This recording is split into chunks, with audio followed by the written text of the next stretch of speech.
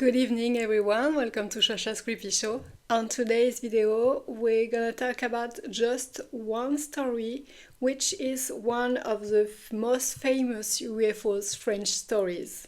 So are you ready? So make yourself comfortable and let's begin. This story begins in January 10 in 1998 in the village of Aravilliers. Aravilliers is a group of 9 small hamlets put together at 50 kilometers northwest from Paris. Those hamlets are in the countryside, surrounded by forest and woods. It's a quiet place with 600 locals. This Saturday morning at 7 a.m., a group of 4 friends is on his way to go hunting. It's still dark outside and the first driver is Mr. D carrying 2 of his friends. They are followed by a second car with a driver alone with his dog. As they passing through the hamlet of Le Ruelle, the 4 friends notice something in the sky. They see a very intense light above the treetops. They are all intrigued by this unexpected phenomenon, but they continue driving like nothing happened. They assume it must be a party going on in the wood, but the party theory doesn't really make sense because it's really cold outside and very, very early in the morning for a party in the woods. So it's incoherent. So they all have an odd feeling about the whole thing. And all of a sudden, something else appears in the skies that can be ignored. A gigantic circular object of about 50 meters in diameter. There are 3 colors of lights emerging from that object, red and yellow and green. And this UFO doesn't move at all, it remains suspended, about 10 meters above the ground. And this object is totally silent. And yet, none of the cars stop. They continue to ride. So despite of the absurd show, they all pass below the UFO. It's like their mind couldn't process what they saw. Then when the 2 cars passed below the object, the 4 men lost consciousness. They will all experience a missing time of about 3 minutes. They will come to their senses once arrived at destination, on the parking lot near to the forest 1 kilometer away, without remembering at all how they got there. Only one of them, Mr. D, remembers being abducted. He remembers being absorbed out of this car by a beam of light. Then he found himself lying on a table in a room. He saw a strange metallic character whose head looked like a kind of helmet. Mr. D felt no hostility but a certain coldness. He also felt something else obviously because the smell of the room was unacceptable. Mr. D assumed that the character with him in the room must be a robot. He tried to communicate with that robot, but even if the robot responded, it was sounds that didn't make sense at all. So no small talk there. Then Mr. D remembers having moved in another room with another entities.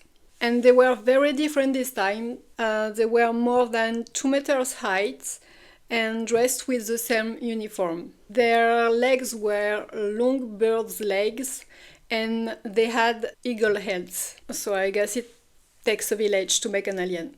Anyways, they chat, this time using telepathy. But unfortunately, Mr. D didn't understand one thing they said. Because it was all about abstract concepts like apocalypse and other funny topics.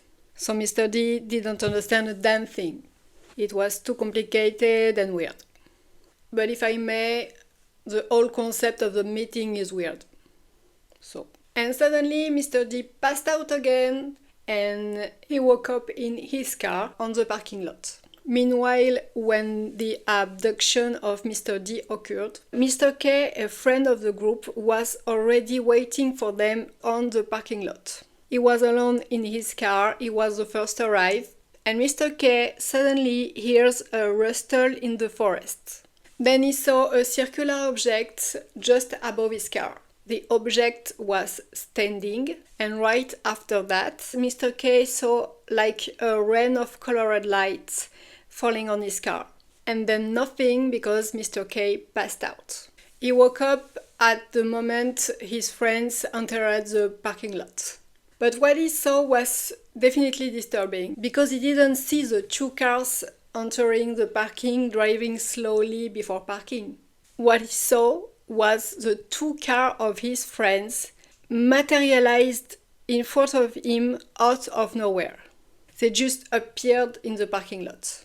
And just like nothing happened, the 5 men stepped out of their car and go hunting together, without speaking about what happened. It's like the whole incidents numbed their mind. And they were joined by 25 other hunters that didn't see or experience anything. It was only about a month after the group of friends finally dared to talk about what happened to them.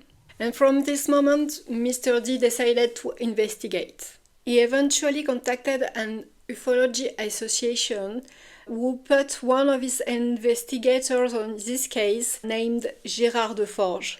And Mr. D has also been in touch with the famous Jacques Vallée. Some hardware defects appears right after the encounter. Mr. D watch is dead, his car radio too.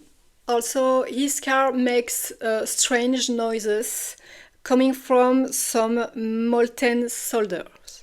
And the most bizarre is that a car expert told Mr. D that the car must have been suspended from the floor. Mr. D has also experimented physical troubles, like some eye disorders on which the doctor suspected radiations. He also had dermatological problems due to the same reasons. But the most disturbing is that for a while, Mr. D had thoughts that didn't belong to him, and some information flashes he didn't understand. And last but not least, he extracted some little thing from his hip, something like a splinter in his skin, with the shape of a little tic-tac. He threw that little object in the trash, and from that day he never experienced again those weird thoughts anymore. And Mr. K had the same eye disorders. Concerning the man alone in his car with his dog, he refused to recognize that something paranormal happened, even if he admits that he lost consciousness for a few minutes. And after that day, his dog was never able to hunt again. Now let's talk about the consequences on the Aravilliers village. First of all, something really disturbing happened to the mayor of the village. The morning of the incident, the mayor had a very important appointment at 10 a.m. He was really maniac about his sleeping schedule, and he used to wake up at 6 a.m. and every single morning of his life, except for that morning. He woke up at the end of the morning and missed his appointment. It never happened before in his life. And then a weird fact. Few days after the encounter, 11 houses of the village were for sale, with no explanation, and that's a huge amount of houses for a small village. But the most interesting maybe is what happened to the daughter of a city councillor of Aravilliers. We will call her Miss C. C was 2 years old at the time, and the little girl had an electronic toy she enjoyed. It was a little turtle that made sounds and colored lights. And overnight, since the UFO phenomenon, she became absolutely terrified about that toy. The sounds were okay, but it was the lights and the color she couldn't bear anymore. She was terrified by the color of the lights. Even now as an adult, there are some colors she still refuses to see at night.